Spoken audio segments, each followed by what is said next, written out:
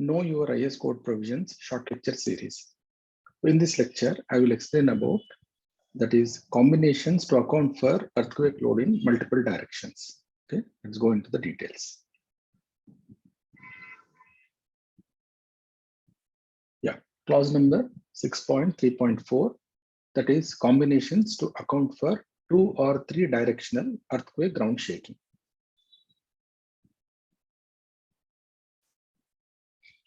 So when responses from the 3 earthquake components are to be considered, the responses due to each component may be combined using the assumption that when the maximum response from one component occurs, the responses from the other 2 components are 30% each of their maximum. So it means what? Say earthquake load in X direction, earthquake load in Y direction, and earthquake load in Z direction. So X and Y are 2 horizontal directions, and X and Y are 2 horizontal directions, and Z is vertical direction. So if you take like that, then when we are considering the earthquake force, that is the maximum earthquake force in X direction, then in Y direction and Z direction, these two 30% of Y direction, 30% of Z direction are to be added to X direction. So that's what this clause is saying.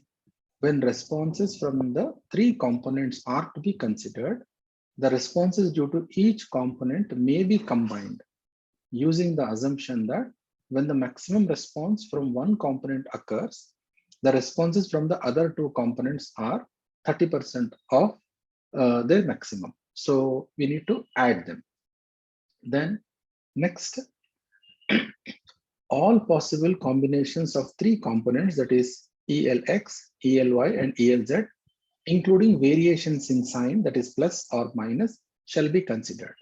So whenever we are considering, say, earthquake load in X direction, it should be like earthquake load in X direction, that is plus or minus, plus 30% of earthquake load in Y direction, plus 30% of earthquake load in Z direction. So when we are adding this 30% of load in X direction, sorry, Y direction and Z direction, there also plus minus sign both will be there. So thus the structure should be designed for the following sets of combinations of earthquake load effects. What are they? So loading, earthquake loading to be considered along X direction will be,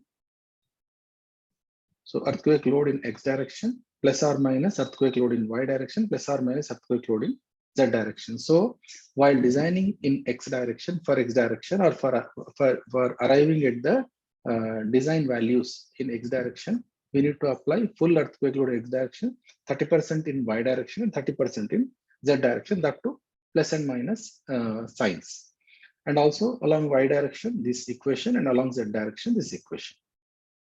So as we know that X and Y are 2 orthogonal plant directions, and Z is a vertical direction. Now, this implies that the set of load combinations involving earthquake effects to be considered shall be as given below. So let's look into the load combination details. That is, when dead load, live load, and earthquake load are considered.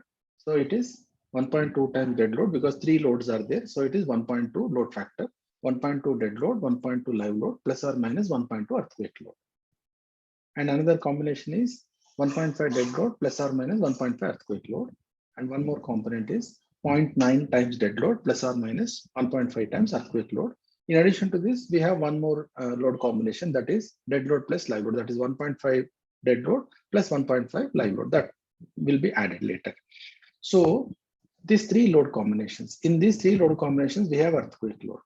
So this earthquake load in X direction, that is plus or minus, in Y direction, that is plus or minus, and in Z direction, plus or minus. So how many total load combinations will come? Let's look at this. So earthquake load in the above referred load combination shall be replaced by ELX plus minus 30% of ELY plus minus 30% of ELZ. This is one. Second one is ELY plus or minus 30% of ELZ plus or minus 30% of ELX, or ELZ plus or minus 30% of ELX plus or minus 30% of ELY. So these are the 3 means directions, that is x direction, y direction, and z direction. So all these three has to be put here. So let's look into first case. So let's look into that. So this 1.5 times dead load plus 1.2 times dead load plus 1.2 times live load plus or minus 1.2 times this EL. So that EL is, let us take this one first. Okay, this case, ELX plus 0.3 ELY plus 0.3 ELZ. Now again, minus 0.3 ELZ, the same thing. Then here plus or minus is there. So minus 0.3 ELY plus 0.3 ELZ, minus 0.3 ELY, and minus 0.3 ELZ. So this is one set. And the next one is what? Here, minus. All these are pluses and all these are minuses. That means what? Here, two load combinations. Okay, sorry, in this one. Here, two load combinations multiplied by another two load combinations multiplied by again plus or minus here. So the total 8 load combinations are there for this one set. 8 load combinations. So this one set. This is x direction. Let's look at, say, y direction. Again, another 8 combinations will come. And similarly, in z direction, another 8 combinations will come. So total, this 1.2, that first load case, that is 1.2 times dead load plus 1.2 times imposed load plus or minus 1.2 times earthquake load. So this will constitute 24 combinations total. So that means we need to check these 24 combinations, and there are 3 load cases like that.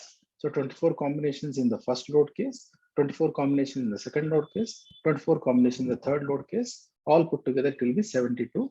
In addition to that, again, first load case, that is 1.5 dead load plus 1.5 live load, that will become total 73 load combinations. So total 73 load combinations. So we need to consider this many load combinations for ultimate load cases. And like similar number will be serviceability load cases. So total. So this is ultimate limit state load cases, total 73, for which we have to check. Then, as an alternative to the procedure given in 6.3.4.1, that is we discussed just now, the net response, that is earthquake load due to combined effect of 3 components, can be obtained by. So it is the square root of sum of square rule. So earthquake load combination x direction, earthquake load in x direction, earthquake load in y direction, earthquake load in z direction, square of this one, and then square root, that is square of sum of squares.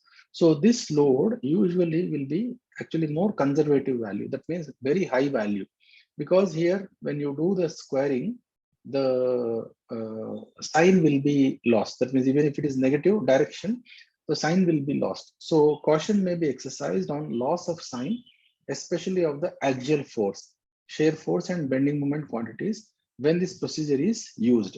So it can lead to a grossly uneconomical design of structure. So hence the other earlier one, that is 6.3.4.1, that is preferred. Then the next clause is, that is 6.3.4.3, that is procedure for combining shaking effects given by the first and second, that is SRSS and then all the 73 load combinations, apply to same response quantity, say bending moment, moment in column about axis, major axis, or story shear, all due to different components of ground motions.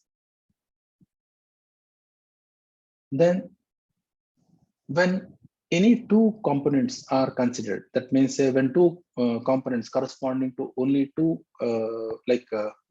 motions, okay, 2 motions components are combined, the equation given in 6.3.4.1 and 6.3.4.2 should be modified by deleting the terms representing the response due to component of motion not being considered.